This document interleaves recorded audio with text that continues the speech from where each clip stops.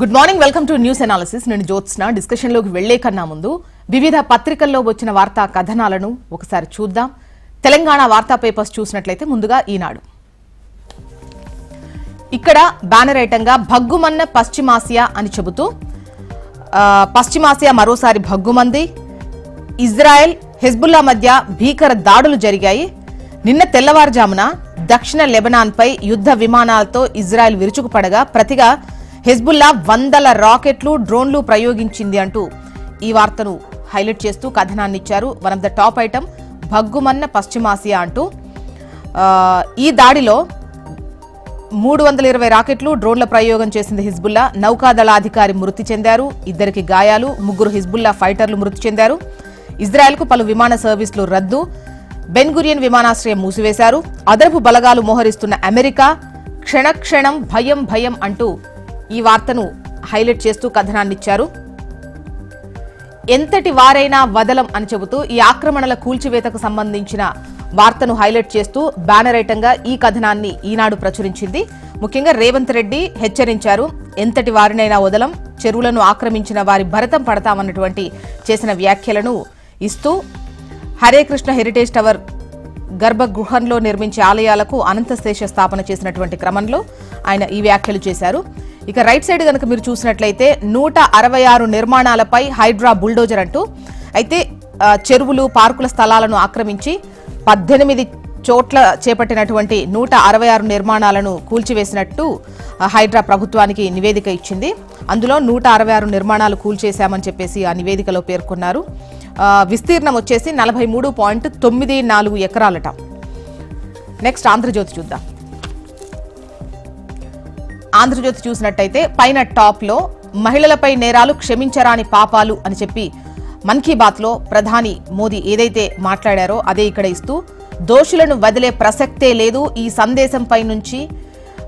సందేశం పైనుంచి కింది వరకు వెళ్లాలి, ప్రభుత్వాలు వస్తాయి పోతాయి, కానీ మహిళల రక్షణ అందరి బాధ్యత, స్వయం సహాయక బృందాలకు 9 లక్షల కోట్లు సాయం చేశాం, రాజకీయ నేపథ్యం లేని యువత రాజకీయాల్లోకి రావాలి, మన్ కీ బాత్, లఖ్పతి దీదీ కార్యక్రమాల్లో ప్రధాని.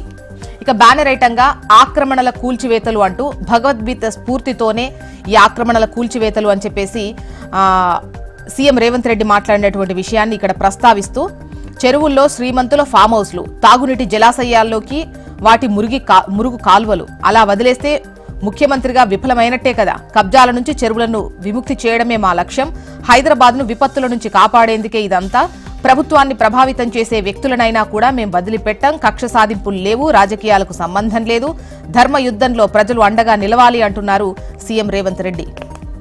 ఇక హైడ్రా రైట్ సైడ్ చూసినట్లయితే హైడ్రా పరిధిని విస్తరించండి, జిల్లాలోనూ అక్రమ నిర్మాణాల్ని తొలగించండి, హుస్సేన్ సాగర్ లో కబ్జాలపై చర్యలు చేపట్టండి, ముఖ్యమంత్రి రేవంత్ రెడ్డికి ఎమ్మెల్సీ జీవన్ రెడ్డి, ఎమ్మెల్యే అడ్లూరి వినతి. ఇక సామాన్యుల జోలికొస్తే ఊరుకోం అని అంటున్నారు ఈటెల.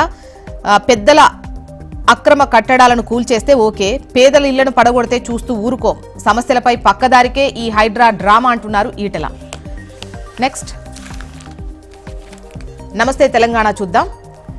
ఇక్కడ టాప్ ఐటంలో వన్ ఆఫ్ ద టాప్ ఐటంగా మంత్రి కంపెనీ విదేశీ షూరిటీ అంటూ, పొంగులేటి సంస్థ రాఘవ కన్స్ట్రక్షన్ కు కరేబియన్ దీవుల్లోని బ్యాంకు గ్యారంటీ, అమాత్యుడి మ్యాజిక్ ఇది అంటూ, సంస్థకు 800 కోట్ల ఏపీ ఎస్పీడీసీఎల్ కాంట్రాక్టు, దేశంలో శాఖే లేని ఎగ్జిమ్ బ్యాంకు నుంచి 80 కోట్ల గ్యారంటీల సమర్పణ, జూన్తో ముగిసిన గడువు, ఈసారి దేశంలోని బ్యాంకుల నుంచే గ్యారంటీలు సమర్పించాలని ఆంధ్రప్రదేశ్ ప్రభుత్వం షరతు, విండీస్ బ్యాంకుతో పొత్తులో మతలబు ఏంటో మరి అంటూ ఈ కథనాన్ని ఇచ్చారు.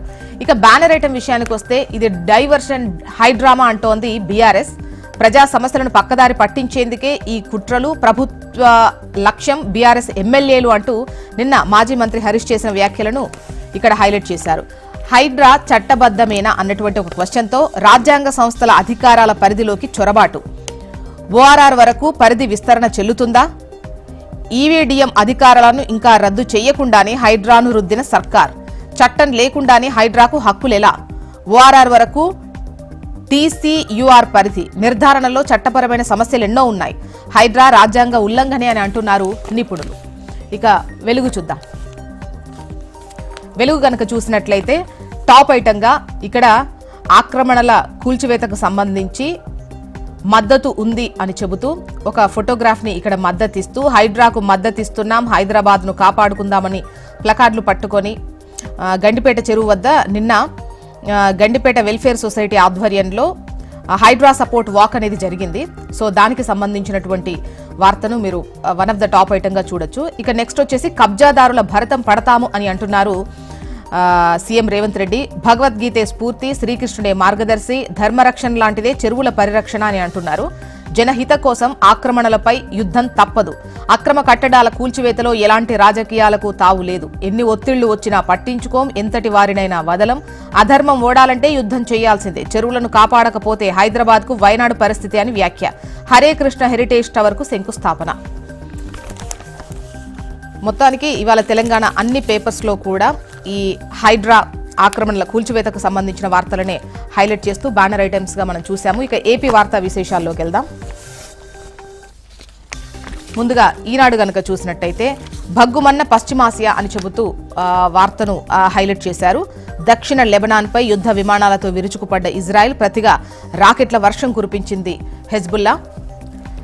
ఇక ఈగల అంతరిక్ష యానం అంటూ టాప్ ఐటమ్ చూడొచ్చు. పైన టాప్ ఐటంగా ఈగల అంతరిక్ష యానం పైన టాప్ లో చూడొచ్చు. ఈగల అంతరిక్ష యానం అని చెబుతూ గగన్యాన్ ద్వారా వ్యోమగాములతో పాటు పంపనున్న ఇస్రో అని చెబుతూ ఈ కథనాన్ని హైలైట్ చేశారు. ఇసుక దోపిడీపై విజిలెన్స్, 2 జిల్లాల్లో భారీగా తవ్వేశారు అంటూ ఓ కథనాన్ని ఇచ్చారు. ఆంధ్రజ్యోతి చూద్దాం. ఇక్కడ కూడా టాప్ ఐటంలో ఒకటిగా ఇజ్రాయెల్ వర్సెస్ హిజ్బుల్లా అని చెబుతూ నిన్న దక్షిణ లెబనాన్పై యుద్ధ విమానాలతో ఇజ్రాయెల్ విరుచుకుపడ్డ విషయం మనకు తెలిసిందే. ప్రతిగా రాకెట్ల వర్షం కురిపించింది హిజ్బుల్లా. సిబ్బంది సర్దుబాటు అంటూ గ్రామ వార్డు సచివాలయాల ప్రక్షాళనకు సంబంధించినటువంటి వార్తను ఇచ్చారు. రైట్ సైడ్ చూసినట్లయితే గాలిని మించిన గనులు, లేటరైట్ తవ్వకాల్లో అదే వ్యూహం కొనసాగుతోంది అంటూ ఈ వార్తనిచ్చింది ఆంధ్రజ్యోతి. నెక్స్ట్ సాక్షి చూద్దాం. అది నేనే ఇది నేనే అంటూ పెన్షన్ స్కీములపై చంద్రబాబు ద్వంద్వ వైఖరి అంటూ వార్తను హైలైట్ చేస్తూ ఉద్యోగుల మేలు కోసం గత ప్రభుత్వం వైఎస్ జగన్ సర్కార్ మెరుగైన జీపీఎస్ తెస్తే వ్యతిరేకం. ఇప్పుడు భాగస్వామిగా ఉన్న కేంద్రం ఇలాంటి పెన్షన్ స్కీమ్ తెస్తే మాత్రం ఓకే అని చెబుతున్నటువంటి వైనం. అప్పుడు అలా చెప్పింది నేనే, ఇప్పుడు ఇలా చెప్పింది నేనే అని అంటూ వార్తను హైలైట్ చేస్తూ సాక్షి కథనాన్ని ప్రచురించింది. లెబనాన్పై ఇజ్రాయెల్ భీకర దాడులకు సంబంధించిన వార్తను చూడొచ్చు. మహిళలపై నేరం అనేది క్షమించరాని పాపం అని చెప్పేసి మన్ కీ బాత్లో ప్రధాని మాట్లాడినటువంటి విషయాన్ని ఇక్కడ హైలైట్ చేశారు. మొత్తానికి ఇవి ఇవాళ వివిధ పత్రికల్లో వచ్చినటువంటి వార్తా కథనాలు.